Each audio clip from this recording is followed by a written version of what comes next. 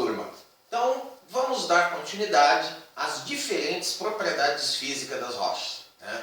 Agora, nessa aula, nós vamos ver um pequeno bloco de 3 aulas, onde nós vamos investigar e vamos aprender a respeito das propriedades elétricas das rochas.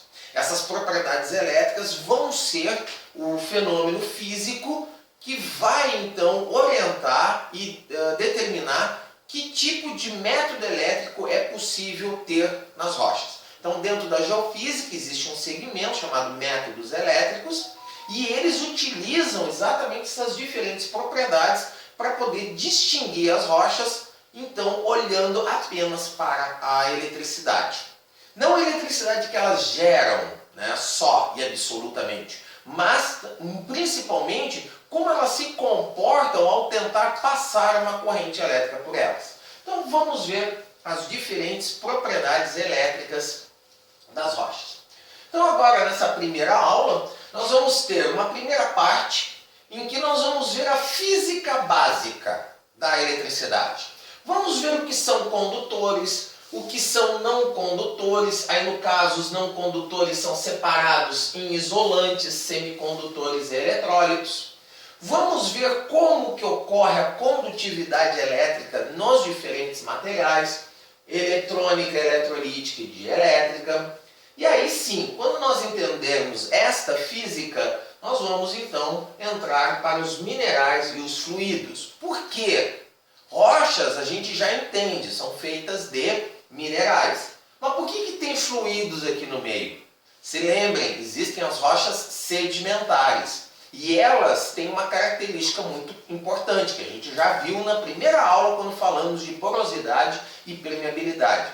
Elas têm a capacidade de armazenar grandes quantidades de fluidos. Não que as rochas ígneas não tenham, mas ela é muito pequena, é um percentual de 1% ou menos que ela pode ter de espaço vazio. Então por isso que aqui nós temos que entender a respeito também de como que ocorre a condução elétrica, as propriedades elétricas dos fluidos. Então vamos ver dos minerais e vamos ver de todos os fluidos. Gases, óleos, soluções aquosas que estão presentes ou podem estar presentes nas rochas. Depois nós vamos começar a ver a primeira parte, então, das propriedades elétricas das rochas em si. No caso, vamos começar pelas mais fáceis. Por que eu digo mais fáceis? As densas e secas? Porque elas não contêm água. Se elas não contêm água, elas não contêm fluidos. Então as propriedades delas são um pouco mais fáceis de serem entendidas. Por quê? Porque aí toda a condução elétrica vai se dar única e exclusivamente pelos minerais. Nas rochas que possuem gases, óleos ou qualquer outro tipo de fluido, então vai ocorrer a condução elétrica, vai ocorrer tanto pelos minerais quanto pelos gases e pelas soluções aquosas. Então vamos começar pelas que eu classifico como mais fáceis, as densas e secas. E aí nós vamos ver a influência da dependência da temperatura e a influência da pressão nessas propriedades elétricas. Bom, então a primeira coisa que nós temos que entender é o fundamento básico. Uma propriedade elétrica diz respeito à capacidade que aquele material tem de conduzir ou não conduzir uma corrente elétrica. Ou também podemos falar em propagar um campo elétrico dentro de si, correto? E aí nós temos que entender bem, conduzir ou não uma corrente elétrica. Isso não ocorre apenas de uma maneira. Não é exclusivamente, como a gente conhece através dos fios elétricos, a condução eletrônica. Ela pode existir de diferentes maneiras, de acordo com o tipo do material. Então nós temos que começar a entender muito bem isso. Não existe uma única maneira de se conduzir eletricidade, onde se estabelece uma corrente elétrica ou uma propagação desse campo elétrico. Bom, existem 2 extremos, né, muito fáceis de entender. O primeiro são aqueles materiais que deixam os elétrons passar livremente por eles. Esses são ditos como condutores. Sempre, não há exceção. Qualquer material que deixa os elétrons passar por ele, a gente vai chamar de condutores. Até aqueles, então, o outro extremo, que não permite, que são chamados de não condutores. Só que se tu pensar que a condução elétrica é apenas pelos elétrons, então todo o restante é chamado de não condutor. Veja que eu não usei aqui a palavra isolante, porque nós já vamos definir o que significa um não condutor ou um mau condutor e um isolante propriamente dito. Tá? Os condutores mais comuns que a gente conhece são os metálicos. Isso a gente tem no nosso dia a dia. O cuidado com a eletricidade. Fios elétricos são feitos de metal. Quando a gente encosta numa carcaça, né, e leva um choque, por quê? Porque algum fio lá dentro está encostando naquela carcaça e conduz a eletricidade. Daí por isso nas nossas redes elétricas é importante a instalação do fio de aterramento, do fio terra, porque ele evita então que a gente tome choque. Isso é uma outra aula, uma outra explicação. Mas a ideia é mais ou menos essa. A condução eletrônica, aquela que ocorre através de elementos metálicos, é que a gente está mais acostumado. Agora, aquela condução elétrica que não ocorre desse jeito, a gente está um pouquinho menos acostumado.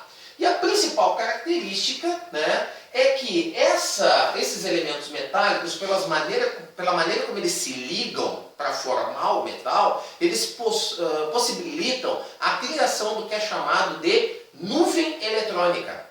Ou seja, são elétrons compartilhados pelos diferentes átomos, de modo que tem facilidade de migrar dentro do material. Eles não estão presos, rigidamente ligados a cada átomo. Eles têm essa liberdade de sair literalmente viajando dentro do material. Mas para que eles saiam viajando, outro tem que entrar e ocupar aquele espaço. E aí empurra esse elétron e assim sucessivamente. Mas é uma capacidade exclusiva dos elementos metálicos. Bom, então esses são os condutores eletrônicos, correto? Esse tipo de condução a gente vai chamar a partir de agora de condução eletrônica, porque são elétrons viajantes, correto? Bom, agora, e os não condutores? Aqueles que não deixam os elétrons viajar livremente dentro deles. Impossibilitam o estabelecimento de uma corrente elétrica? Não. Aí esses não condutores, eles têm outros mecanismos para que essa corrente elétrica possa se formar, de modo que o elétron viaje através do material, mas não da maneira igual ao dos condutores. E aí eles são divididos em 3 categorias. A primeira delas é o perfeitamente isolante. Um isolante perfeito é aquele que não interessa. Eu não consigo conduzir eletricidade por ele. Posso fazer o que eu quiser, não consigo. Correto? Mas será que isolantes perfeitos existem? Isso é uma coisa que a gente tem que se dar conta. Eu vou colocar o exemplo mais clássico que a gente tem nas nossas casas. Os fios elétricos. Os fios elétricos têm uma capa por fora. Eles são um núcleo de metal, normalmente cobre, porque é um elemento relativamente barato e bom condutor, mas eles têm uma capa isolante. Quando tu vai comprar um fio elétrico, normalmente o vendedor vai perguntar: é baixa ou alta tensão? E aí tu diz: não, é para minha casa. Ah, é baixa tensão. Se tu prestar atenção naquela capa isolante, tu vai ver que tem uma gravação. Hoje ela é em alto relevo. Então lá tu vai encontrar o nome do fabricante, a bitola do fio, e tu vai encontrar 2 informações muito importantes. Uma é a voltagem, que normalmente para baixa tensão é até 750 volts, e a amperagem máxima que aquele fio conduz. 10 amperes, 15 amperes. Bom, o que isso se refere? Por que eu estou trazendo essa informação? Aquela capa é chamada de capa isolante. Mas se ela é isolante, por que vem uma informação nela de 750 volts? Por que eu não posso transportar 1000 volts, 2000 volts? Porque se a gente quiser transportar essa voltagem através de um fio, a capa de isolamento não é mais aquela, é uma capa especial, é outro material. Por quê? Porque aquele isolante, ele impede a passagem dos elétrons até 750 volts.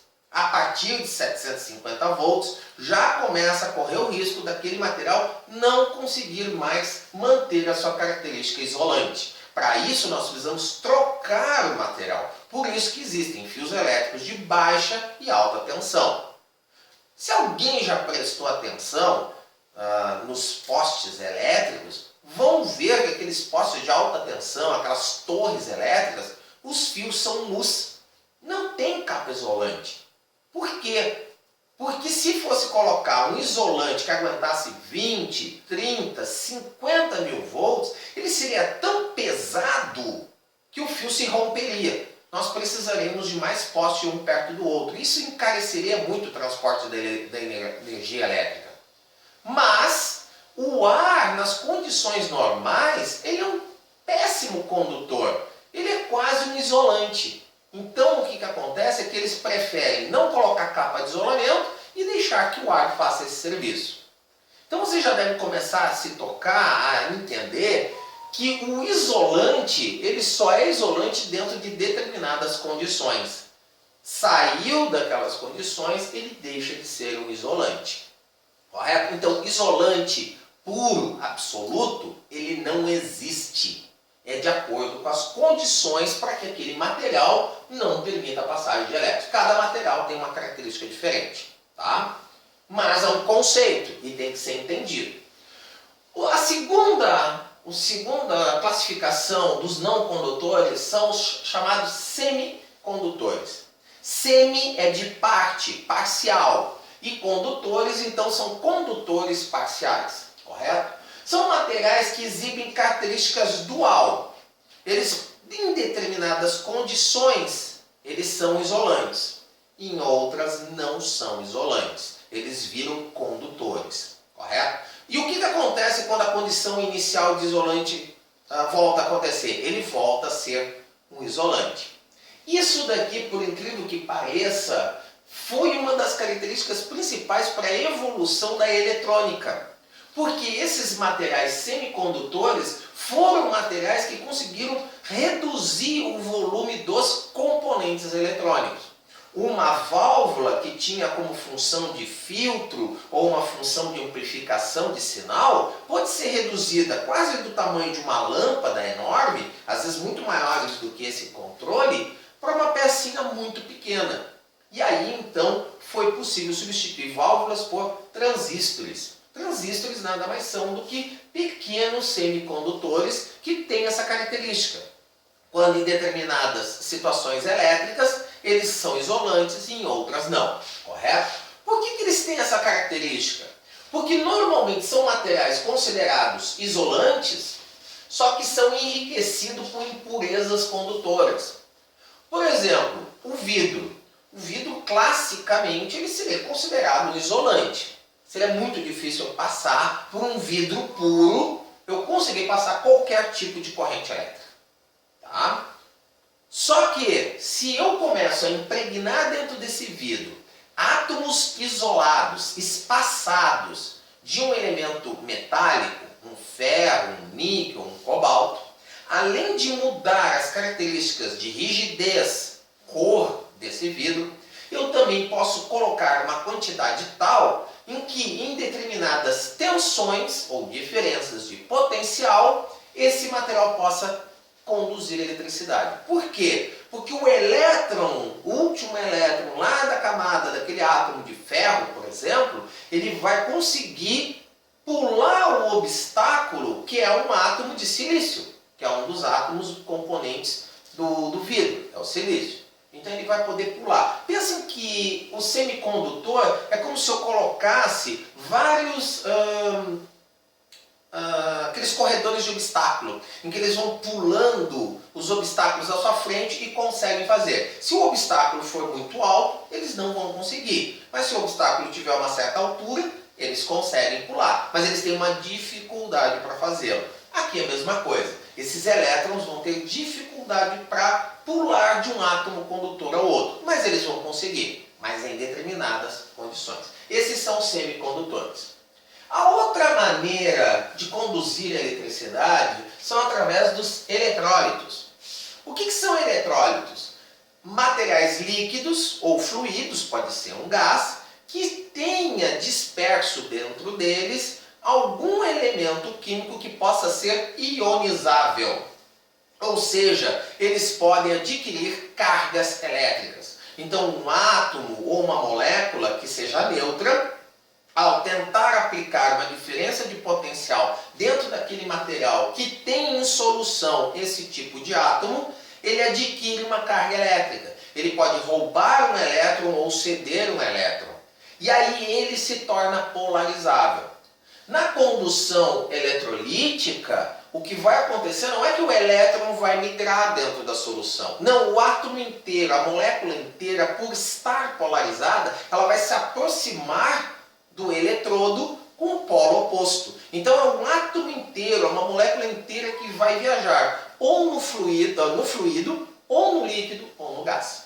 Correto? Isso é uma condução eletrolítica e ocorre em materiais, então, que são eletrólitos. Tá? Possibilita que haja íons positivos ou negativos.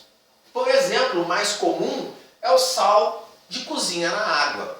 Quem mora em praia, por exemplo, é muito fácil assim, ó, a água ficou saloba. Onde é que a gente sente primeiro muitas vezes? É no banho, quando vê começa a dar curto, começa a dar faiscamento no chuveiro elétrico, ou ele dá choque. Por quê? A água não é um isolante? É a água.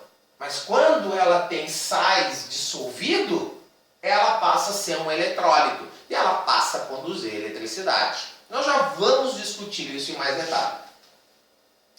Bom, então vamos agora ver cada um desses casos individualmente para poder entender. A condução eletrônica, tá? Então, esse material que conduz eletricamente a corrente elétrica pela viagem dos elétrons dentro dele, ele possibilita a condução eletrônica, correto? Então, literalmente, tu joga o elétron no metal, em algum lugar que aquele elétron possa escapar, ele vai escapar. É o mesmo elétron? Não. Aquele elétron que entrou, bate no elétron que está lá na sua nuvem eletrônica e pula para a órbita seguinte. E assim sucessivamente. Isso é uma visão bem grosseira, tá? Mas é uma visão que explica bem esse fenômeno. Bom, mas o pulo, né, a saída desse elétron do seu lugar, onde ele estava, para o próximo lugar, não ocorre de maneira simples e fácil. Vai existir o que é chamado de uma resistência a esse movimento. Cada material, cada tipo de metal, vejam, condução eletrônica é quase que exclusiva a metais. Até agora nós estamos vendo isso. Para que essa condução exista, cada material oferece uma resistência diferente. Alguns materiais conduzem melhor, outros pior. Então agora nós vamos entrar no conceito mais importante da condução elétrica, que é chamada de resistividade. A resistividade é uma relação entre a resistência que aquele material oferece, multiplicado pela área pela qual estou tentando passar a eletricidade, dividida pelo comprimento. Por que isso? A resistência, se eu quero saber a resistência de um material, ela muda de acordo com as dimensões dele. Por exemplo, se eu tiver um fio de cobre com um certo diâmetro, 2 milímetros, de 1 metro, a resistência elétrica, ou seja, quão difícil é esse elétron viajar dentro daquele 1 metro de fio, é uma. Agora, se eu dobrar essa distância, ou seja, eu pego o mesmo fio de 2 milímetros e dobro ele para 2 metros, essa resistência aumenta. Então, ou seja, a resistência ela é proporcional às dimensões que aquele material possui. Mas nós não queremos saber disso, não é isso que interessa. O que nos interessa é saber o quanto que aquele material, independentemente da dimensão, ele oferece essa resistência. Isso é uma característica individual de cada material. Ouro tem uma resistividade, alumínio tem outra, cobre tem outra. Correto? Para descobrir isso, então eu tenho que pegar a resistência e corrigir o efeito das dimensões. Aí eu obtenho a resistividade. Vocês querem ver um exemplo bem clássico disso? Foi o que eu falei, fios de cobre. O cobre, ele tem uma resistência, ele não é perfeito, não é um condutor perfeito, mas ele é barato. Qual é um condutor muito melhor do que cobre? Ouro. Mas o ouro é usado? Não, ele é muito caro. Se a gente fizesse uma fiação dentro da casa de ouro, os fios seriam muito mais finos, mas seria muito mais caro. Tu pagaria quase que duas casas só para ter os fios. Onde é que o ouro é utilizado como condutor elétrico? Dentro dos componentes eletrônicos, computadores. Computadores podem ter até 1 grama ou 2 de ouro dentro dele. Estão cobrindo os contatos elétricos mais importantes. Lá ele é utilizado, porque lá compensa a alta condução elétrica dele, ou a baixa resistividade, com relação ao preço. Tá? Então, essa é uma questão importante. Condução eletrônica não existe sem a geração de uma resistência. E essa resistência é proporcional ao comprimento do material. E aí, então, nós vamos obter a resistividade, que é a característica, é a propriedade física que cada material exibe para a condução eletrônica. Bom, mas a condução eletrônica dentro desses materiais é muito alta, né? Então, em vez de falarmos em resistência ou resistividade, é mais fácil trabalhar com a função inversa, que é a condutividade. Ou seja, a condutividade é o inverso da resistência. Se invertermos a equação original, então nós vamos ter joules por corrente elétrica, que vai ser a unidade Siemens por metro. Vamos voltar ali, né? Aqui no caso a unidade que sobra é ohm, que é a medida da resistência, por metro, já que a área é as dimensões ao quadrado. Então a área ao quadrado, comprimento é escala 1, então vai dar como resistência, como valor de resistividade, ohm-metro. E este é o símbolo. Já o seu inverso, que é a condutividade, vai ser Siemens por metro. Mas é apenas uma maneira de enxergar. Ou tu enxerga pela facilidade com que conduz, ou pela dificuldade de condução. Vamos lá, condução eletrolítica, correto? Nas rochas sempre vai existir um percentual de material fluido, seja ele líquido ou gasoso. No caso dos líquidos, que são até um pouco mais abundantes, pode ser água, pode ser petróleo, pode ser um contaminante, por exemplo, um derramamento de petróleo, um derramamento de gasolina, um derramamento de querosene, qualquer material fluido que então possa percolar o solo e chegar nas rochas, correto? Esses materiais, eles podem ter como característica ter íons polarizáveis ou já polarizados dentro dele. Então, o que vai acontecer? Se algum material, água com sais dissolvido, existirem dentro da rocha, e a rocha for um péssimo condutor, você lembrem lá, né? Os metais são excelentes condutores, o restante do material não é. Então, rochas são consideradas como péssimos condutores. Mas quando eu coloco água, e água com sal, então eles vão deixar de ser tão péssimos condutores. Porque aí essa água pode então ter materiais dissolvidos, né, que vão poder carregar eletricidade. Então eu vou ter a condução eletrolítica. Isso vai fazer com que a resistividade da rocha caia, mas também varie muito. Por quê? Porque essa resistividade, que vai ser controlada pela condução eletrolítica, vai depender da mobilidade dos íons, da concentração desses íons e até mesmo do grau de dissociação desses sais ou desses materiais polarizáveis. Então vamos ver um pouquinho de detalhe agora, correto? Também, antes de falar a respeito dos detalhes, então, outros fatores também que vai influenciar na condução eletrolítica dentro da rocha vai ser a presença dos poros, a quantidade deles, o volume que esses poros contêm na rocha. Se for uma rocha não fraturada ou com baixo nível de fraturamento, é uma situação. Agora, se tiver muitos poros, vai ser uma situação bem diferente.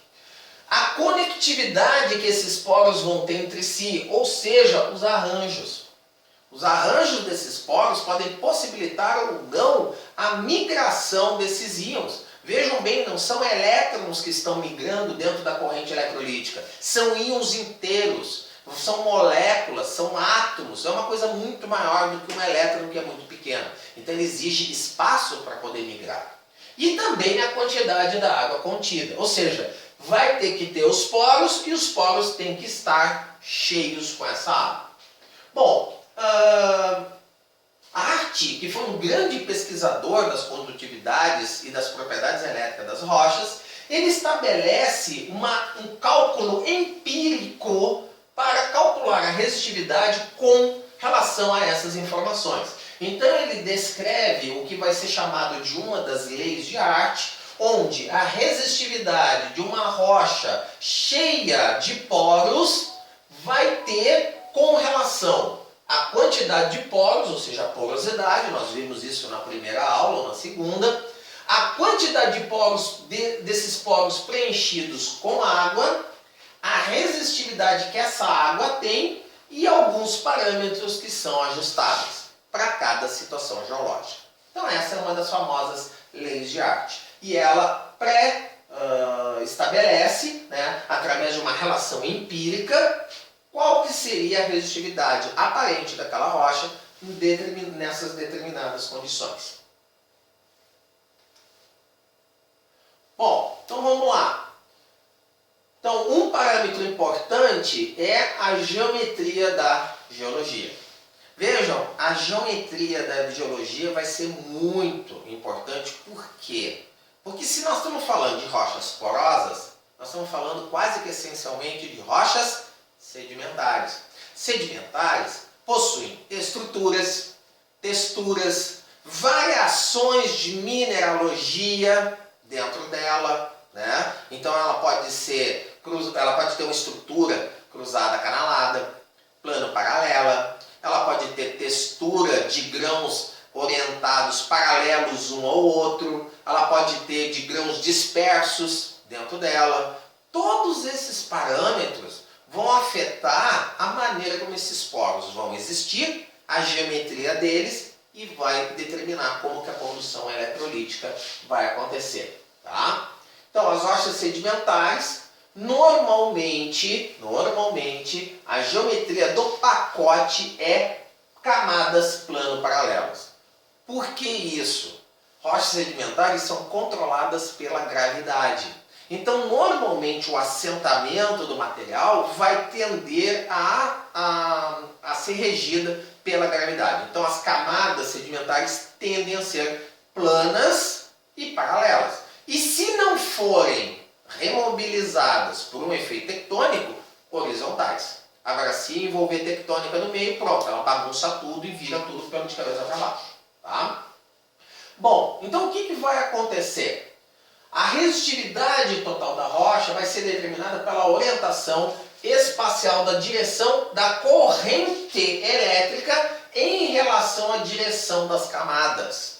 Vejam, se eu tenho diferentes camadas num pacote sedimentar, cada camada é um material diferente. Por exemplo, eu posso ter um argilito alternando com um arenito, alternando com um conglomerado. Todos eles são paralelos. Então, o que vai acontecer? Eu vou ter uma geometria plano paralelo. Será que se eu tentar conduzir a eletricidade com relação a esse acamamento em qualquer direção, a maneira como a eletricidade vai ser a mesma? Não vai. Então o que vai acontecer? Eu vou ter dois extremos bem importantes quando eu vou pensar na propagação dessa corrente elétrica. Ou a direção da propagação da corrente elétrica vai ser perpendicular às camadas ou paralela às camadas. E aí eu vou ter um efeito chamado de anisotropia de resistividade elétrica dentro do pacote como um todo. Por que isso? Vamos ver agora bem direitinho, tá? Hipoteticamente, isso aqui é um pacote sedimentar qualquer, só que eu tenho diferentes litologias. Vamos facilitar um pouco a coisa, vamos pegar duas litologias bem extremas em termos de condutividade. Uma é um argilito bem compactado. Eu vou adiantar para vocês, o argilito bem compactado e seco, ele não é muito bom condutor. Comparado com camadas alternadas, essas camadas brancas aqui, de um arenito cheio de água salgada. Então esse arenito com água salgada, ele tem uma condução elétrica melhor, correto? Do que o argilito. Agora vamos fazer assim, ó. Hipoteticamente pensando nesse cubo, eu vou cravar um eletrodo em cima e um eletrodo embaixo. E vou tentar passar a corrente elétrica ao longo dessas 5 camadas, tá? Bom, se ela está passando nesse sentido, ela está passando perpendicular às camadas. A corrente elétrica vai ter que passar todinha pela camada de resistividade 1, todinha pela resistividade camada 2 e todinha pela resistividade camada 1 de novo, 2 e 1 até chegar embaixo. Traduzindo, isso é o equivalente na eletricidade ou na eletrônica a um circuito em série. Ou seja, toda a eletricidade tem que passar por todos os materiais obrigatoriamente para chegar no outro extremo. Agora vem uma pergunta. Num circuito em série, a resistência total ou a resistividade total vai ser dominada por quem? Por aquele material que tiver a resistividade mais alta. Ou seja, se eu tentar medir a média da resistividade nessa secção aqui, eu vou obter um valor muito próximo da resistividade mais alta. Neste caso aqui, do argilito. Porque a resistividade do arenito cheio de água com sal é muito baixa. Então eu vou ter valores próximos à camada rachurada. Correto? Nesse sentido. Vamos inverter. Agora vamos tentar passar a corrente elétrica paralela às camadas. Ou seja, eu coloco uma chapa metálica aqui, uma chapa metálica lá e faço uma diferença de potencial. Vejam, a geometria mudou completamente. Agora, a eletricidade pode passar independentemente pela camada rachurada, que é o argilito, e independentemente pela camada branca, que é o arenito. Ou seja, temos o equivalente aqui a um circuito em paralelo. Eu não preciso que a eletricidade passe obrigatoriamente por todos. E aí, quais são as regras do circuito em paralelo? Ele sempre vai querer passar a eletricidade pela parte menos resistente. Ou seja, desses materiais, qual é o que oferece menor resistividade? As camadas de arenito com água com sal. Então o que vai acontecer? Essas camadas vão roubar toda a corrente elétrica. Então a resistividade aparente desse bloco inteiro, numa média, vai tender agora ao arenito, ao valor do arenito. Traduzindo, vejam, eu mudei simplesmente a direção de corrente elétrica, da aplicação da diferença de potencial. E eu mudei completamente os valores obtidos. Mas a geometria da rocha não mudou e as rochas não mudaram. Mas isso é uma coisa muito importante, por quê? Porque lá, quando for aplicado o método geoelétrico, eu preciso ter conhecimento, se eu tenho rochas sedimentares envolvidas, eu preciso ter esse conhecimento para prever. Olha, eu vou ter um pacote onde a corrente elétrica pode passar ou em paralelo ou em série com as diferentes camadas. Então eu vou ter todos esses efeitos. Tá? É um efeito de anisotropia por causa da variação da condutividade elétrica e por causa da geometria das rochas. Tá? Vamos lá. Agora nós vamos passar para a última maneira como a corrente elétrica pode se estabelecer. Ela é chamada de condução dielétrica. É um tipo diferente de condução elétrica. Por quê? Ela não envolve condução de elétrons, não são elétrons que saem migrando, não envolve a condução eletrolítica, onde íons polarizados saem migrando. Aliás, nada migra, nada se desloca. Mas como então que vai acontecer uma geração de uma corrente elétrica, a propagação de um campo elétrico, se os elétrons não saem do lugar, se não há uma corrente, né, um fluxo de eletricidade? Por causa de uma característica, a condução dielétrica. O que é isso? O material se torna polarizável. quando eu tento aplicar sobre ele uma diferença de potencial, o que ele faz? Ele responde eletricamente aonde alguma coisa dentro da estrutura, ou cristalina, ou dentro da estrutura química, ou qualquer coisa, há uma polarização individual. Então vamos colocar algo bem simples. É como se eu tentasse fazer uma bola de borracha conduzir eletricidade. Só que não no caso uma. Pense numa caixa cheia de bolas de borracha. Bom, o que vai acontecer numa condução de elétrica? Vamos dizer que essas bolinhas de borracha pudessem conduzir eletricidade, mas na forma de elétrica. Eu aplico uma diferença de potencial, cada bolinha individualmente, ela polariza metade dela positiva, para onde eu tenho o eletrodo negativo, e metade dela polariza negativa, onde eu tenho o eletrodo positivo. Vejam bem, eu não tenho migração de material, mas o fato de cada bolinha se polarizar por um deslocamento interno dos elétrons, por uma reestruturação dos átomos internamente, faz com que eu consiga propagar agora um campo elétrico. E aí eu consigo fechar o circuito. Estão entendendo essa diferença? Tá? E aí, nesse caso, nós não falamos em resistência ou resistividade. Nós falamos em permissividade elétrica. Tá? E essa sim, analogamente à resistividade, ela é relativa de material para material, mas ela é constante para cada material em si. Então, assim, isso normalmente são para materiais pessimamente condutores, ou seja, aqueles que não conseguem nem conduzir a eletricidade eletronicamente e nem pela eletrolítica. Um exemplo muito claro disso, por exemplo, é o vidro. O vidro pode conduzir eletricidade de maneira dielétrica. Então a gente pode pensar que estamos isolados porque é uma placa de vidro e de repente encostar e levar um choque. Mas para isso eu preciso de grandes diferenças de voltagem. Então eu não estou falando aí de 110, 220 volts. Estou falando de milhões de volts ou milhares de volts, correto? Dezenas de milhares de volts.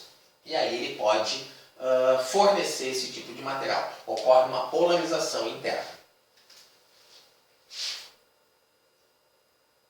Quando a permissividade relativa é medida em um campo elétrico constante, o que isso significa? Um campo elétrico constante. Ou seja, a direção da tentativa de fluxo elétrico, ela vai numa direção só, correto? Nós temos dois tipos de corrente elétrica. A mais comum, que a maioria de nós está acostumada, que é essa que corre nas nossas casas, ela é chamada de corrente alternada. Ou seja, ora os elétrons vão num sentido, já que nós estamos falando de fio elétrico, e depois, em um determinado tempo, ele volta. Você já deve ter visto isso através da frequência na rede. Então nós dizemos assim, aqui no Brasil a voltagem é 110 ou 220, 60 Hz. Isso é uma frequência alternada. Nossos vizinhos aqui do lado, os chilenos, os uruguaios, usam a mesma frequência alternada, só que lá é 50 Hz. O que isso significa? Numa corrente alternada, 50 vezes por segundo os elétrons são empurrados e depois puxados. Mas isso afeta a condutividade quando é feita por condução de elétrica. Então, quando essa permissividade do material que está relacionada à condução elétrica, ela é medida em um campo elétrico constante, ou seja, a direção do fluxo é constante, ele não alterna de um lado para o outro, ele só vai num sentido e não muda, então é determinada essa permissividade como constante dielétrica, tá? Que é esse casinho minúsculo aqui. E essa constante, ela é adimensional, ou seja, não tem unidade, é um valor, ponto, se diz assim, constante dielétrica do granito, 10, ponto, não tem unidade, não são 10 milivolt por volt, não são 10, sei lá, qualquer coisa, não, é só 10, correto?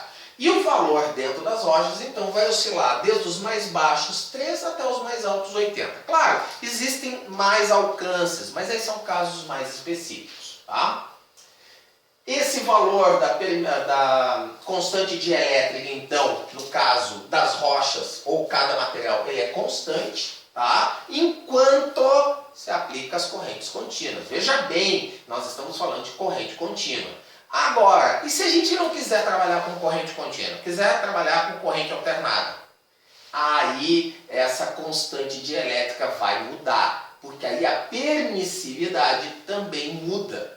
E vai mudar de acordo com o tipo de material, porque vai determinar como que a propriedade dielétrica surge. Então, quando eu trabalho com correntes alternadas, essa permissividade vai variar. Tá? Então, o que acontece? Eu vou ter alguns fenômenos relacionados com a frequência, que muda como que essa condução dielétrica vai ocorrer. Então, de acordo com a frequência, pode ocorrer a chamada polarização eletrônica, ou seja, quando os elétrons de um átomo, somente os elétrons, vão se rearranjar. É o exemplo da bolinha, né? Os elétrons todos vão se acumular de um lado, e o outro lado vai ter carência de elétrons, vai ficar os átomos com mais prótons. Então um lado fica positivo e o outro negativo. Mas são elétrons caminhando. Esse caso aqui é chamado de polarização eletrônica. A polarização molecular, o próprio nome também é autodestrutivo. Significa que a molécula inteira se reorganiza. Veja, aqui eu estou falando a nível atômico, aqui eu já falo a nível de moléculas. Então eu tenho que ter mais de um átomo. Aí esse conjunto desses átomos que estão distribuídos no espaço de uma determinada maneira, ela se rearranja e faz com que as moléculas se tornem polarizáveis. Ou seja, o átomo mais positivo passa a assumir uma posição espacial. O átomo mais negativo assume a posição oposta. E também há a condução dielétrica. A polarização iônica. Ocorre a redistribuição inteira de íons dentro do material. De modo que os íons eletricamente negativos se agrupem de um lado e o oposto também, os positivos do outro. Mas vejam bem, são íons. Mas vejam, isso ocorre dentro de material sólido. Não confunda, tá, a polarização eletrônica da condução dielétrica com a condução eletrolítica. Porque isso aqui ocorre dentro do material sólido. A eletrolítica dentro de materiais fluidos, principalmente água. Tá? A polarização orientacional. Ocorre o realinhamento ou a reorientação das moléculas que já são polares, mas sem a distorção da sua forma. Traduzindo isso, ele se polariza, porque ele naturalmente já era polarizado, tá? Ele era uma molécula polar, só que sem a destruição da sua geometria, sem o arranjo relativo entre esses átomos mudar. A polarização de interface. Separação ou acúmulo de cargas com variações locais nas propriedades elétricas durante a migração das cargas. Então há uma polarização dentro do material enquanto as cargas estão migrando. Isso depende da frequência. Para cada material vai ter determinadas frequências onde essa polarização vai ser mais efetiva. Em determinados materiais ocorre a permissividade mais efetiva em outras frequências. Então o que eles fazem? Para descobrir isso, eles pegam e vão variando a frequência da injeção de corrente. E aí o que vai acontecendo é que ao medir a permissividade ou a polarização dielétrica, verifica-se que ocorre pequenos degraus. Conforme eu vou aumentando a frequência, veja que desde o audível, perto do 10 na 3, até a frequência do equivalente do infravermelho, 10 na 15, o que está acontecendo com a permissividade? Ela está caindo, né? Ela estava num patamar, aí quando chegou numa determinada frequência ela começa a cair, depois permanece dentro de um patamar e cai de novo e assim sucessivamente. Para cada um desses patamares está associado a diferentes fenômenos. Então esse primeiro aqui, que são as frequências mais baixas, então ocorre a polarização de cargas interfaciais. No caso dessa daqui, é a polarização orientacional já dos dipolos originais. E assim sucessivamente até a polarização eletrônica, que é quando os elétrons vão migrando de um lado para o outro. Isso está relacionado diretamente ao mecanismo. Frequências mais altas exigem maior velocidade de reação.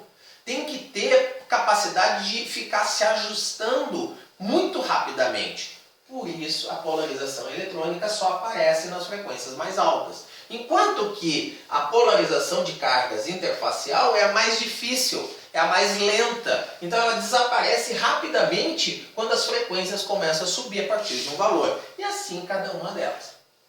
Espero que tenha ficado claro. Bom, como é que é feita, então, a medida da resistividade de uma rocha? No caso aqui eu vou exemplificar como é feita em uma amostra de rocha. Mas o mesmo mecanismo é usado em campo. Depois, quando vocês forem olhar, quando vocês forem estudar cada método geofísico individual, vocês vão ver que então é o mesmo arranjo. Eu possuo 4 eletrodos. Veja o que acontece. Aqui eu tenho uma geração de eletricidade, eu tenho um medidor de corrente, que é representado por esse círculo com um I, e eu injeto a eletricidade positiva e negativa em cada um dos lados, nesse caso de um cilindro de rocha. Então o que vai acontecer? Eu vou forçar as cargas elétricas, ou conforme o tipo de material, a propagação de um campo elétrico de um lado ao outro dentro dessa amostra de rocha, que nesse caso é cilíndrica, para facilitar a vida de todo mundo. Correto? E aí eu vou medir a corrente que está sendo estabelecida entre esses dois extremos. Aí eu preciso também da voltagem. Aí o que eu faço? Coloco mais 2 eletrodos, no caso aqui são fios amarrados em volta, né, desse cilindro, a uma distância conhecida L, e meço a diferença de voltagem que surge dentro dessa distância. Então eu vou ter a corrente, a diferença de potencial, eu vou ter a voltagem que surge entre 2 pontos dentro da rocha e a distância desses 2 pontos. Com isso, eu consigo calcular a resistividade. A resistividade dessa amostra de rocha vai ser igual à corrente, que é a área desse cilindro, multiplicadas pela voltagem e divididas pelo comprimento entre esses 2 eletrodos e a corrente que passa por todo ele. E aí eu calculo. Realmente é simples, correto? Não tem grandes dificuldades. Tá? É só cortar a amostra de rocha, tem um gerador de eletricidade que normalmente pode oscilar aí no começo a 200 volts até uns 1000, 1200 volts, corrente contínua, correto? Aí eu preciso de um amperímetro e de um voltímetro. E aí eu consigo realizar esse experimento. E depois os eletrodos, né, a medida de campo é exatamente a mesma estrutura, tudo igualzinho, só que vai ser em campo. Bom, então a gente encerra nessa parte a questão da física básica. Então, os materiais, todos os materiais, ou vão conduzir a eletricidade por condução eletrônica, ou condução dielétrica, ou condução eletrolítica. Não vai escapar. É um desses 3. Se ele não conseguir conduzir nada de eletricidade, ele é um isolante. Mas isso a gente já viu que é muito mais difícil. Até as rochas conduzem eletricidade. Correto? Então, o que acontece? Agora nós vamos partir para as rochas. Vamos ver como que isso ocorre. Novamente, vamos ter que ver da base. Então, rochas são formadas por minerais. Mas agora a gente está pensando em eletricidade.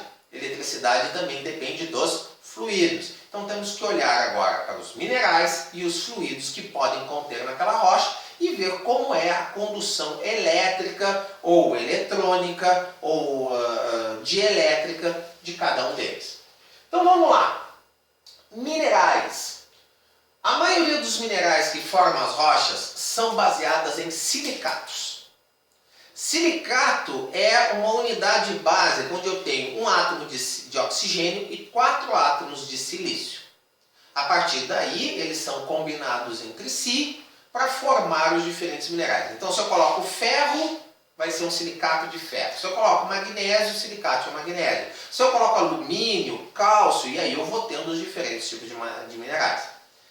Todos eles vão ter uma característica em comum. Vejam bem, é um silicato, que é silício e oxigênio, que essa estrutura é um péssimo condutor, ligado a um elemento metálico. Pode ser ferro, níquel, cobalto, não interessa, tá? Mas algum elemento.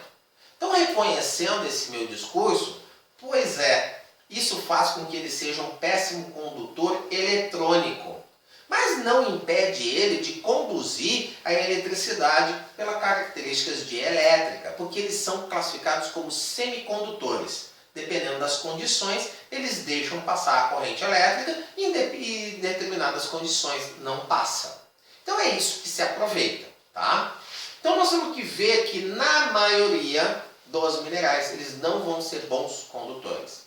Isso é verdade para todos os minerais? Não. Existem alguns minerais que são base praticamente de ferro ou combinações de ferro e elementos metálicos com outro material, por exemplo, um enxofre, então vai formar os sulfetos.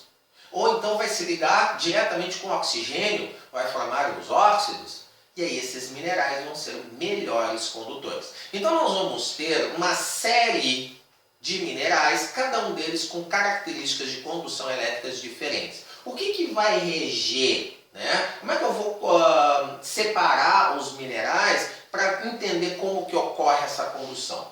A primeira, né, medindo exclusivamente em cima da resistividade elétrica, eu vou separar os minerais bons condutores quando eles tiverem valor de 10⁻⁸ até 1 ohmmetro.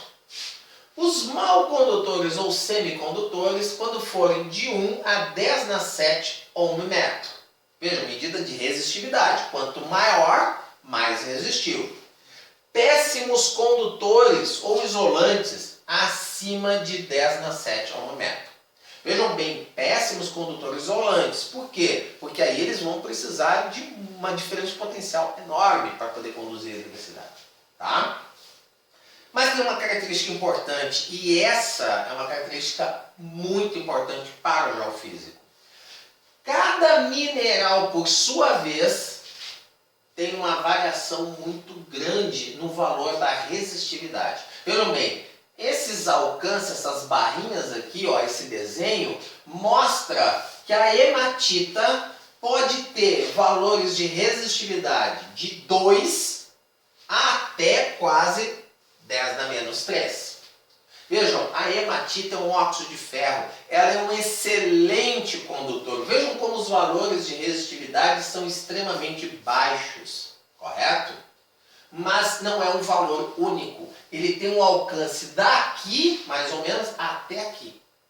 Então, se eu medir uma rocha e me dar um valor, eu não tenho como ter certeza quais são os minerais, mas eu tenho como separar, por exemplo, a hematita, né, da magnetita.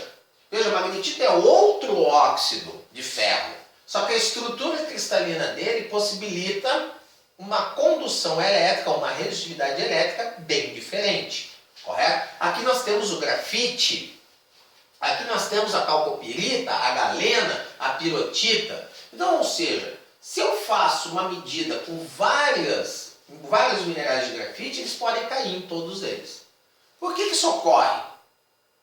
Quem assistiu já a aula de mineralogia vai entender por que isso ocorre. Por quê? Porque pode ocorrer variações, né, dentro da cristalização do material, que variem os elementos químicos compostos, pode variar elementos contaminantes, que aí vão fazer variar também essa condução elétrica. Se eu tiver uma contaminação muito grande de um elemento metálico ou de um elemento não metálico. Então tudo isso dentro da construção de cada mineral faz com que esses alcances sejam tão grandes. Então não era de se esperar uma situação diferente dessa. Mas todos esses daqui têm uma característica em comum.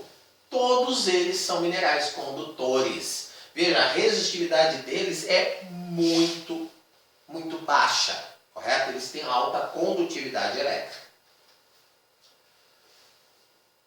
Também vai existir dentro dos minerais uma forte relação com a estrutura cristalina e com a composição química desses minerais quanto a essa estrutura cristalina. Tá? Então vai acontecer um efeito, você lembra quando eu falei de efeito de anisotropia? Vai acontecer um efeito de anisotropia devido à estrutura cristalina. O mesmo mineral não vai conduzir a eletricidade, mesmo que ele fosse perfeito, tudo direitinho, não tivesse um contaminante, não tivesse um defeito. Só pela mudança espacial da estrutura cristalina vai acontecer uma variação. Por exemplo, grafite, ou grafita possui clivagem, ou seja, um plano onde ele quebra com facilidade, correto? Se eu tentar medir a resistividade paralelo ao plano de clivagem, eu vou obter esses valores. Se eu tentar obter perpendicular a essa clivagem, olha o que acontece com os valores, mudam bastante, correto? Para um nível de mineral, isso muda bastante. A mesma coisa para o quartzo. O quartzo é o pior condutor dentro dos minerais. Não existe mineral mais péssimo condutor que ele. Mas mesmo assim ele deixa passar eletricidade através da constante dielétrica que ele tem, correto? Mas se eu medir essa constante dielétrica perpendicular ao seu eixo óptico, eu obtenho este valor, 4,96. Se eu tentar medir paralelo ao eixo óptico dele, 5,05. Já é uma diferença bem grande para essa propriedade. Estão entendendo onde eu quero chegar? Então temos que analisar também que aquela variação toda, além dos efeitos de defeitos cristalinos contaminantes, eu ainda tenho um efeito de estrutura cristalina. Tá? Também há uma relação direta entre a condutividade ou resistividade, no caso da permissividade dielétrica, com relação à densidade. O que esse cara fez? Ele fez o seguinte, ele pegou diferentes minerais, mediu a densidade dele e a permissibilidade desse material, desse mineral. E aí ele descobriu que tinha uma relação direta da permissibilidade com a densidade, correto? Então, de acordo com o material, ele ia tendo essa variação. E dentro desse comportamento médio, é claro. Mas é um cálculo que ele fez para poder ter essa relação. Bom, então minerais é uma coisa. Então eu estou dependendo da condutividade do mineral de acordo com a composição química dele. Óxidos, sulfetos, excelentes condutores. Silicatos, péssimos condutores. Sais, depende. Carbonatos, a maioria deles vão ser péssimos condutores também. Então tem essa relação direta. Mas eles não compõem única e exclusivamente a rocha. Também teremos os fluidos, gases e óleos. E gases e óleos têm uma variabilidade química muito grande e principalmente os líquidos podem entrar em soluções aquosas. Então eu vou separar agora os fluidos nas propriedades comuns que os gases e a maioria dos óleos têm com as soluções aquosas que tem outra bem diferente. Normalmente, gases e óleos são péssimos condutores. Eles não são excelentemente bons condutores. Então, eles tendem a ser quase isolantes. A resistividade elétrica deles, então, é 10 na 14 ohm metro. Muito grande. Já as soluções aquosas, não. Por quê? A água em si é péssima condutora, mas os íons dissolvidos nela, não. Então, o que acontece é que elas são condutores iônicos, por isso que eles são perfeitos para a condução eletrolítica. E aí a resistividade final da rocha vai depender, quando a presença dessas soluções aquosas, o tipo de eletrólito que eu tenho. Então, é água pura, é água com sal, é água com que tipo de sal, o que está dissolvido aí? A concentração que esses íons têm, a temperatura que o eletrólito está dentro dos poros. E depois eu vou precisar também da fração de volume, a porosidade, a saturação que esses poros têm. Então, uma rocha muito porosa, mas que esses poros estão todos preenchidos com algum sólido, não vai ter grandes quantidades de soluções aquosas dentro dele. Então, mesmo que eu tenha uma solução aquosa, um eletrólito perfeito, a baixa fração de volume vai controlar isso. Então, esses dois combinados aqui é que vão dar a resistividade final da rocha. Bom, quando se fala de coeficiente dielétrico de água e outros fluidos, vai ter uma variação muito grande, tá? A água, né, quando com algum material dissolvido, aí ela vai se tornar condutora, ela vai ter um valor de 81 na sua permissividade elétrica. Já óleos, gases, eles já são péssimos condutores e têm valores bem mais baixos. Mas veja bem, a água, para ela ser boa condutora, ela vai ter que ter algum íon dissolvido dentro dela. Tá? Aí a permissibilidade dela entra com um fator mais importante. Tá? Então, água pura é condutor pobre. Tá? Muito pobre. Mas com íons dissolvido, ela vira uma via expressa. Porque aí eu vou ter íons carregados eletricamente livre. E aí a resistividade diminui muito. Bom, dentro dos fluidos, dentro das soluções aquosas, por que eu vou enfatizar agora e discriminar um pouco melhor isso? Porque quase toda rocha, principalmente porosa e superficial, que é onde o geofísico mais vai trabalhar, é nas condições superficiais, a probabilidade dela estar com água e íons dissolvidos é muito alta. Então, a condição mais comum vai ser eu estar trabalhando com um fluido do tipo solução aquosa. E aí a condutividade, nesse caso, vai depender desses 4 fatores. A primeira é a concentração do íon, a relação da quantidade de sal e água. Vai depender também do grau de dissociação que esse sal tem na água. Por exemplo, a gente faz a gente tem isso muito prático dentro de casa, né? Tentar dissolver, por exemplo, sal de cozinha na água. No começo é um pouco fácil, né? Mas tu mexe um pouquinho e está com tudo solúvel. Agora, outros sais, que não sejam sal de cozinha, podem se tornar um pouco mais difíceis. Eles podem ser mais difíceis de desassociar, de separar os seus íons para manter eles em solução. Tá? Então, isso também é importante. O número de cargas dos íons. Né? Tipo de substância, o tipo de sal determina, por exemplo, é um íon que vai se formar com valência mais 2 e mais 4, ou mais 1 ou mais 2, ou mais 1 e menos 1, e assim vai. Então isso é também a carga dos íons, negativa e positiva, que são formados. A temperatura dessa água, nós já vamos ver. Interação dos íons na solução. O que acontece em alta concentração? Será que em concentrações mais baixas eu não tenho efetivamente maior condução? Ou depende da concentração, quanto maior, mais efetivo? Né? Ou a mesma atividade desse material? Então vamos lá. Concentração de íons é um fator muito importante.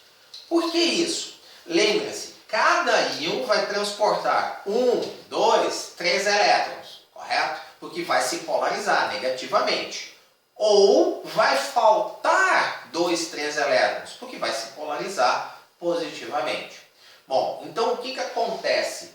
Quanto mais íons eu tiver por unidade de volume, é o equivalente a eu ter mais trabalhadores para levar aqueles elétrons.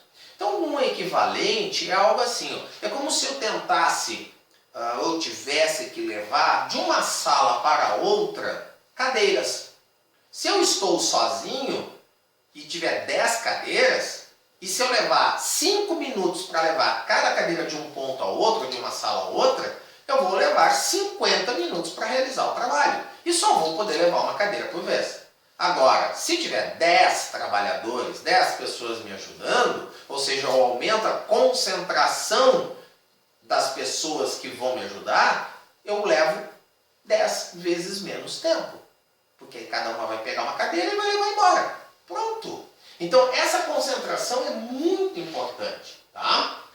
Então, o que fez? Lloyd e Hitchcock, né, em 1995, estabeleceram uma relação empírica entre a concentração dos íons de cloreto de sódio na água, em função da resistividade da água. E encontraram essa relação matemática aí, tá? Que determina a condutividade elétrica da água com relação à sua concentração de íons. Tá? Existem fórmulas mais complexas, como essa daqui, né? Bem mais complexa, que aí pode-se saber a resistividade da água com um pouco mais de precisão. Essa aqui é uma fórmula mais aplicada em situações bem específicas. E aqui nós temos um exemplo prático de medidas desse tipo, né? Então, por exemplo, vários pesquisadores encontraram então valores de condução da água com baixa concentração, com média concentração e com alta concentração. Vejam que os valores vão variando bastante, tá? Vão subindo. O número de cargas dos íons e mobilidade do íon. Novamente, isso é outro fator muito importante. Somado, né, é paralelo isso à concentração dos íons. Então é algo mais ou menos assim, ó. O que significa isso? Se eu tiver numa solução íons de valência mais e menos 2 e íons de valência mais e menos 4, significa que o primeiro íon tem capacidade de troca só de 2 elétrons por vez, enquanto que o segundo tem de 4. Então é o mesmo análogo do exemplo anterior. Imagina que eu sozinho vou levar. Eu levo 5 minutos para levar de um lado para o outro. Mas antes eu levava uma cadeira por vez.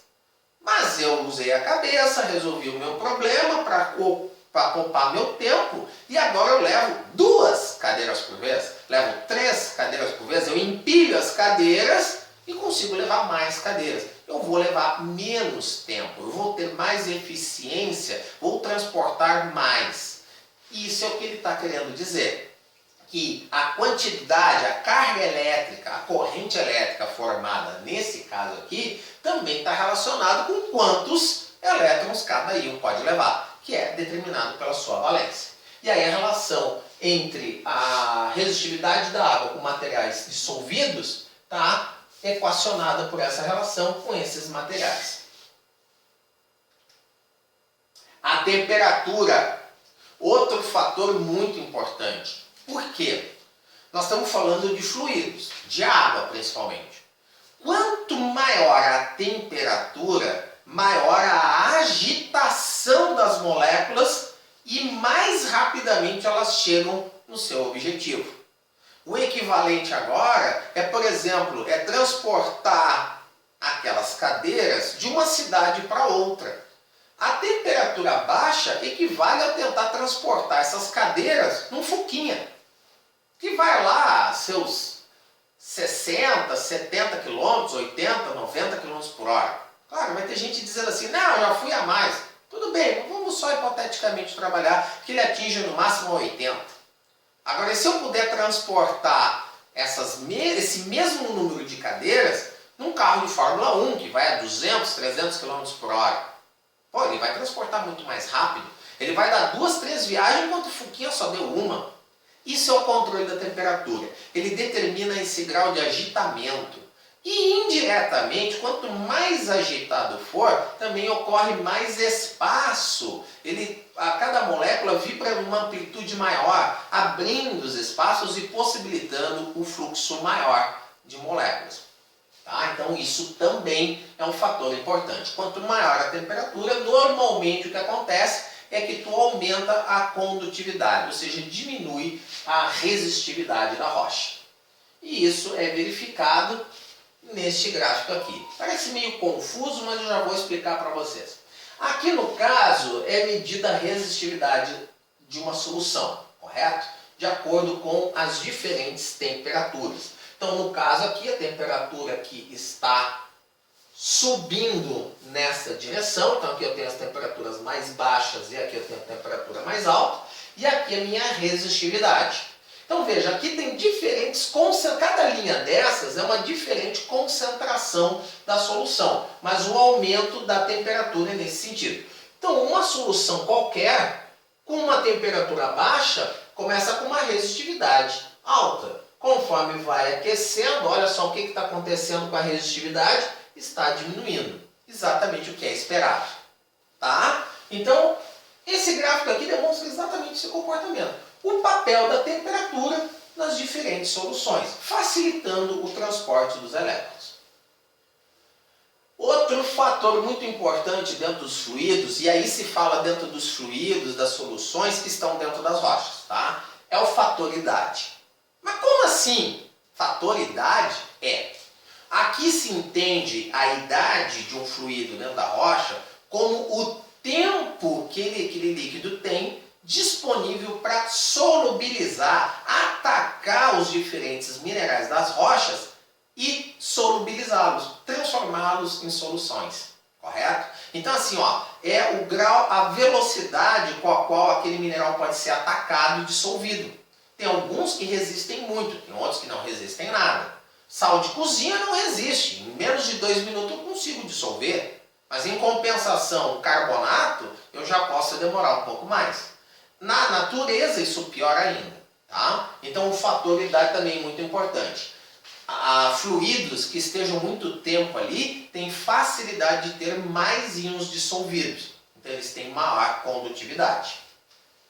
E isso foi possibilitado através de alguns estudos. Então, de acordo com as idades de diferentes amostras de água, que é determinado de maneira isotópica, se tem diferentes alcances de resistividade. Bom, então isso é a nível dos minerais e dos fluidos. Agora nós vamos começar a ver um pouquinho a respeito da condutividade ou da resistividade nos diferentes tipos de rocha. Então a primeira coisa que temos que ter em ideia é que rocha é formada por minerais, mas também é formada por fluidos. Vai depender do tipo da rocha. Agora vai ser muito importante diferenciar os dois grandes grupos. As rochas com baixa porosidade e as com alta porosidade. Nesse caso, então, vamos começar pelas rochas de baixa porosidade. Aquelas que são mais densas, que não têm fraturas ou poros. As outras são aquelas extremamente porosas e fraturadas com saturação em água. Por que isso? Por que essa grande divisão?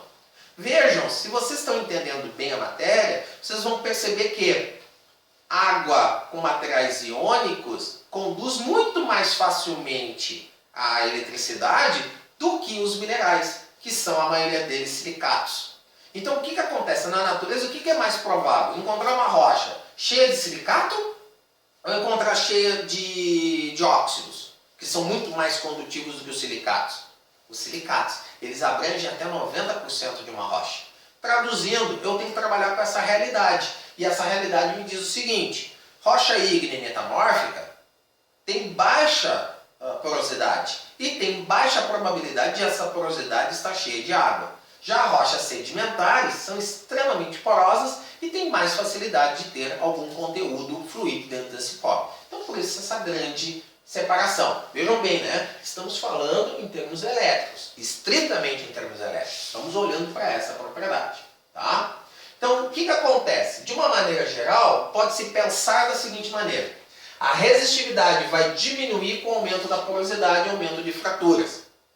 Por que de uma maneira geral? Porque isso só vai ocorrer se essas fraturas estiverem cheias de água. Se não tiver, pelo contrário, vai até piorar, tá? Ou eu posso pensar assim: a permissibilidade incrementa com o incremento de porosidade e fraturas. Porque daí eu estou facilitando com essa porosidade, com essas fraturas, a permissibilidade. Não só a resistência, mas a permissibilidade. Bom, então o que todo pesquisador já fez na vida, né? Ele tentou descobrir essas relações diretas. Então aqui no caso eu tenho os diferentes tipos de rocha. Aqui eu tenho a resistividade dessas rochas, onde o conteúdo de água vai variar então na horizontal. E aqui eu tenho a permissibilidade, então, de rochas secas. Veja o que acontece. A resistividade para alguns grupos de rochas permanece bem constantes. Por quê? Porque a maioria dos minerais que formam elas, dentro dessas rochas magmáticas, como granito, cianito, diorito, gabbro, A resistividade é mais ou menos a mesma, é todo mundo silicato. A menos que exista um mineral fortemente condutor eletrônico, é por isso que vai manter. Mas em compensação, a variação de minerais dos ácidos aos básicos faz com que a permissibilidade seja bem variada. E a mesma coisa vale para os outros. Tá? Agora, botou água nesse sistema, se existisse, a coisa toda ficava bem bagunçada. No caso aqui nós estamos pensando principalmente com rochas de baixo fraturamento. Bom, então temos que lembrar também assim, né? As rochas, elas não são estáticas. Elas têm um processo, elas sofrem um processo na natureza. Elas têm uma vida, como se pode dizer. Então nós temos alteração, nós temos metamorfismo, nós temos fraturamento, nós temos vários agentes geológicos que vão atuar. Cada um desses agentes vai afetar eletricamente essa rocha. Só que cada um afeta de uma maneira um pouquinho diferente. Por exemplo, o que acontece com a alteração das argilas, né? A rocha é atacada quimicamente e se transforma em argila. O que acontece é que a resistividade vai cair. Assim como a dissolução, porque vai se encher de água, o material dissolvido, a resistividade também cai. O fraturamento aumenta a quantidade de espaços. Se aumenta a quantidade de espaços, aumenta a probabilidade de ter água. Então a resistividade também cai. Se essa água for salina, já de natureza, cai mais ainda. Né? Aí eu também vou ter o quê? O intemperismo. O intemperismo ataca a rocha como um todo, fragilizando ela e argilizando. Também cai. O que são os fatores que podem aumentar a resistividade? Por exemplo, o endurecimento da rocha, o preenchimento das fraturas com material sólido, ou seja, a água sai e entra material sólido. Por exemplo, a água salina fica lá e o sal começa a cristalizar. E aí vai ter menos água e mais sal sólido. Então, isso acontece. A precipitação de carbonatos, né, também vai fazer com que, então, cresça a resistividade, por causa que o carbonato é um péssimo condutor. Silicificação, preenchimento dos poros por sílica, também péssimo condutor. O metamorfismo já tem um efeito variável. Por quê? Ao mesmo tempo em que ele desidrata a rocha, ele joga a água dos minerais para dentro da rocha, fazendo com que haja um incremento da condução, ou seja, a diminuição da resistividade. O fraturamento também pode diminuir a resistividade, mas processos metamórficos muito avançados podem desidratar a rocha ou acabar fechando esses poros, diminuindo a resistividade. Tá? Então o efeito é muito variado, vai depender muito da rocha-fonte. Bom, então o que acontece? Vamos começar a fazer a grande separação. Vamos falar de rochas densas, ou seja, sem conteúdo de água. Nesse grande grupo a gente junta as ígneas e as metamórficas. As porosidades das duas são extremamente baixas, 1 a 5%. Então a quantidade de água, a quantidade de fluidos que vai ter, ela é muito baixa. Quem é que vai controlar a resistividade ou a condutividade dessa rocha? Quase que exclusivamente os minerais. Dentro da classe normal das rochas, elas são formadas por silicatos. Silicato de ferro, magnésio, alumínio, tudo que é tipo, mas são silicatos. Então elas tendem a ser péssimos condutores. O que vai controlar internamente dentro de cada grande grupo é a concentração dos elementos metálicos que formam esses minerais. Então, por exemplo, um granito, que é uma rocha ácida, ela é formada por quartzo, feldspato, plagioclásio. Basicamente esses 3 minerais, correto? Agora, um basalto. Um basalto quase não tem quartzo. Ele tem alguns feldspatóides, tem uma gama variada de feldspatos, mas ele vai ser rico em olivina, piroxênio. Olivinas e piroxênios têm alto conteúdo molecular de ferro, de magnésio, de alumínio. Então eles aumentam a concentração desses elementos metálicos comparados com as rochas ácidas. E isso vai fazer com que a permissibilidade elétrica cresça, porque facilita a condução elétrica deles. Correto? Então, a resistividade da rocha vai estar muito relacionada ao conteúdo. Agora, o que acontece se eu tiver uma rocha ácida, mas que tenha um alto conteúdo de oxigênio? Esse oxigênio vai oxidar os metais. Quem é que oxida? Principalmente o ferro. Se chegar a um certo nível onde eu consiga ter formação de óxido de ferro, ilmenita, magnetita, sei lá, qualquer tipo, eu vou ter um granito que pode ser extremamente bom condutor. Por quê? Principalmente se aqueles óxidos de ferro formarem camadas ou condutores, camadas condutoras, conectadas. Então pode ser que isso também seja um efeito. Mas isso já é um pouco mais difícil. Então, se tiver a presença de óxidos, sulfetos ou alguns sulfatos de ferro, pode ser então que esses valores de condutividade aumentem. Então a resistividade vai cair drasticamente. E aí vai depender da presença e concentração desses minerais. Bom, então o que vamos ver? Tá? Três observações importantes. Rochas densas e sem água vão tender a possuir os valores mais altos de resistividade, por causa do que eu expliquei, né? Conteúdo de sílica muito alto, silicatos, difícil de conduzir.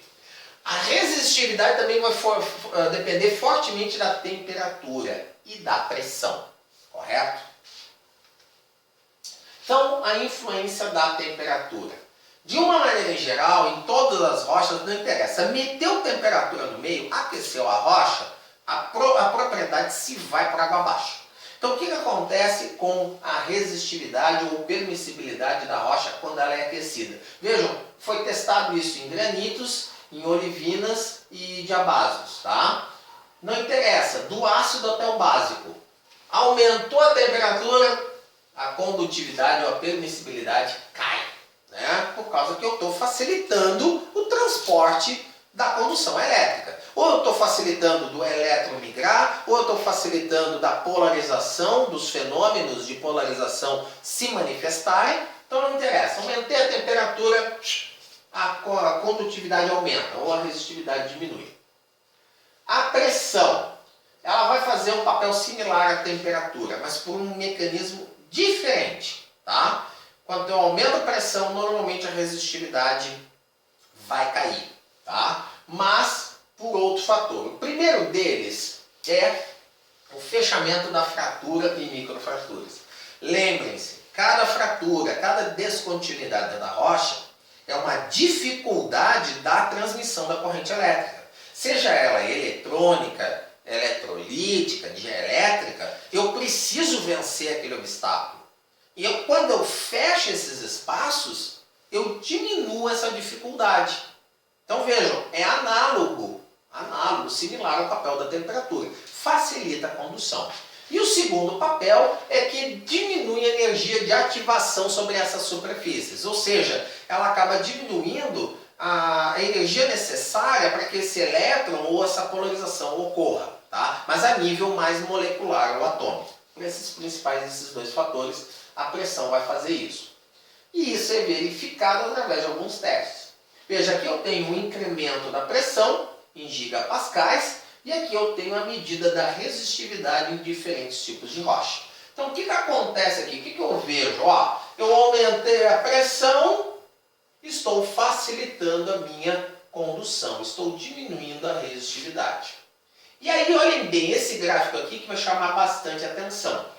Quando eu aumento a pressão, vejam que as bolinhas pretas representam esse caminho, né? As resistividades, elas são mais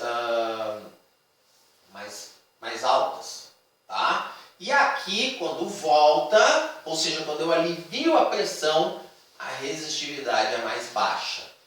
Por que esse fenômeno? Por que essa diferença? Porque a rocha se deformou. Muitos dos espaços que existiam antes deixam de existir depois que a rocha sofre altas pressões. Então, quando ela é aliviada essa pressão, os contatos entre os grãos não são desfeitos. Então, ela não volta com o mesmo nível de porosidade. Então, a resistividade também varia. A resistividade original agora ficou diminuída. Por isso que dá essa diferença nesse gráfico entre a ida e a volta. Ah, e eu esqueci de falar, né? Cada gráfico desses agora são em diferentes temperaturas. Então, além do fenômeno, o efeito da pressão, eu ainda tenho o efeito da temperatura. Então, a temperatura vai variando bastante.